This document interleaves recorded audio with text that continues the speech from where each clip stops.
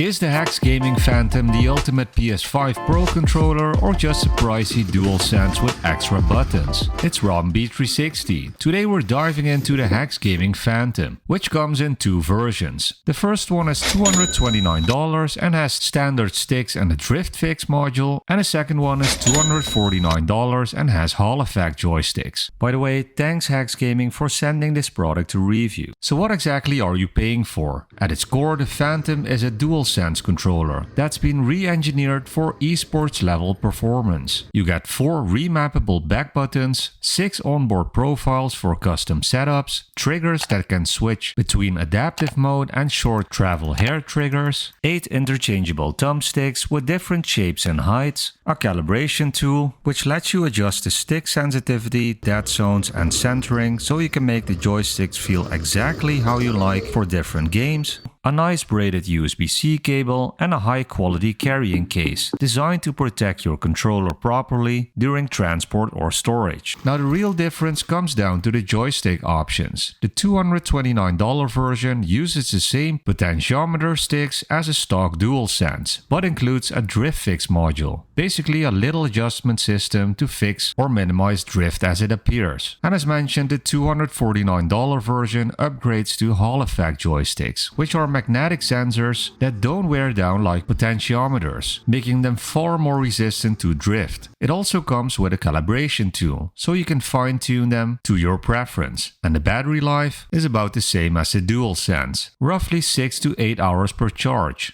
So the Phantom actually holds up slightly better in real-world use. Though that's still not marathon-level endurance. If you ever had a controller die mid-match, you know how frustrating it is. Also, if you're not familiar with controller drift, it happens when the tiny sensors in a joystick wear out over time, and your character moves on its own. It's one of the most frustrating issues for gamers, especially if you're into shooters or competitive play. That's why the Hall effect option is such a big deal. Instead of relying on physical wear and tear parts, it uses magnets to detect movement, meaning it should last years longer. In terms of comfort, Hexgaming nailed it. The grips have a soft rubber texture, making long sessions less fatiguing. And the back buttons sit naturally under your fingers, so you won't notice them too much during gaming, but are still easily accessible when needed, and have a nice and satisfying click to them.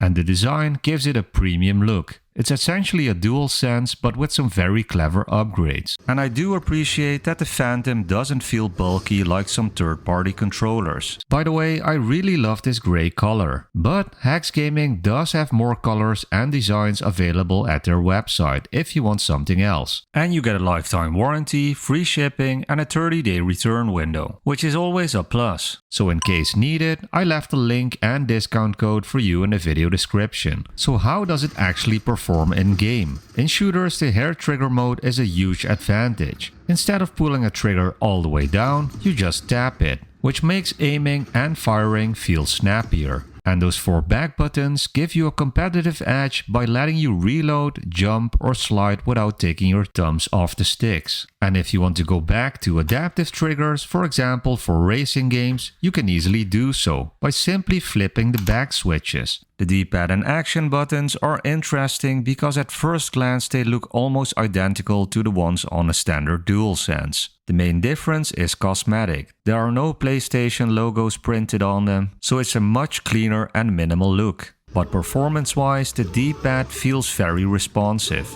It's still a standard membrane-style design, not mechanical switches like you'd find on some high-end fight pads, but the actuation is crisp. In games where precise directional input matters like Street Fighter 6 or even platformers, it registers inputs cleanly without feeling mushy. If you're used to the DualSense, it feels familiar, but I actually find it slightly firmer, which makes directional inputs a little more reliable. The face buttons also feel close to the stock DualSense, but with a slightly sharper click. The travel distance is minimal and they bounce back nicely, which makes them great for fast tapping, like quick reloads in Call of Duty or in combo-heavy games. Some people prefer mechanical clicky buttons, but honestly I think the Phantom's balance of softness and speed makes it more comfortable for long sessions. One small thing worth noting is that because the buttons don't have the PlayStation symbols, you'll need to get used to identifying them by position instead of symbol.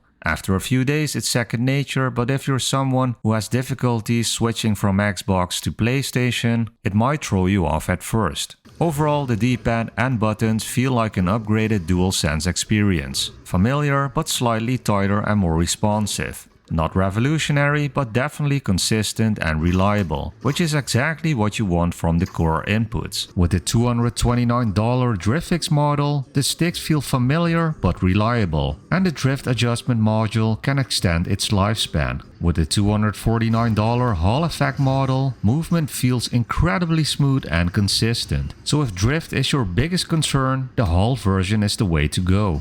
I've tested the Phantom in Call of Duty, Armored Core 6, Spider-Man 2, Gran Turismo and even Elden Ring. In shooters the difference is instantly noticeable. Faster ADS, smoother movement and no wasted thumb movement. In open world games like Spider-Man, mapping swing to a back button makes web slinging feel more natural. And in Elden Ring, having dodge or jump on the back lets you keep your right thumb glued to the camera stick, which actually makes boss fights less stressful. Of course, it's not perfect. On PC, the Phantom is often recognized as a standard DualSense, which means the back buttons may not always work in Steam. And then there's the price. At $229 or $249, you're in the same league as Sony's official DualSense Edge. So even though you get a great value, I can imagine not everyone has the budget for this product. But compared to the DualSense Edge, the Phantom wins on the number of back buttons and the Hall Effect joystick option. So it really depends on what matters more to you. But let's break it down. As for the pros, you get tons of customization like swappable sticks, back buttons and multiple profiles. And there are two stick options to choose from. The $229 version with DriftX and the $249 version with Hall Effect sticks. Then you get that comfortable grip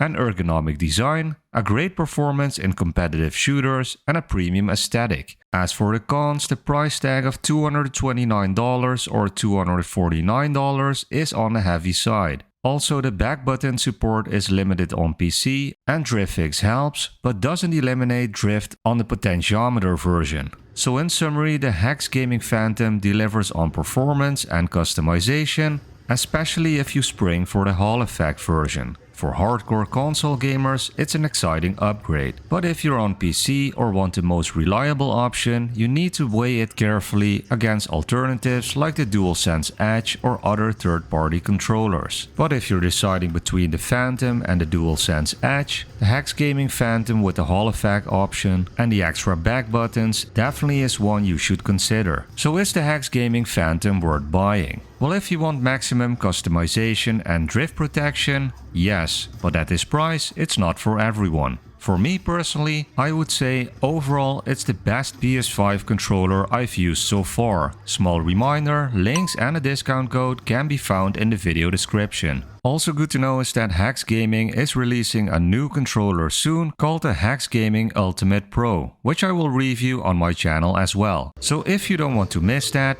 don't forget to subscribe, smash that like button and click here to watch the next video. See you there!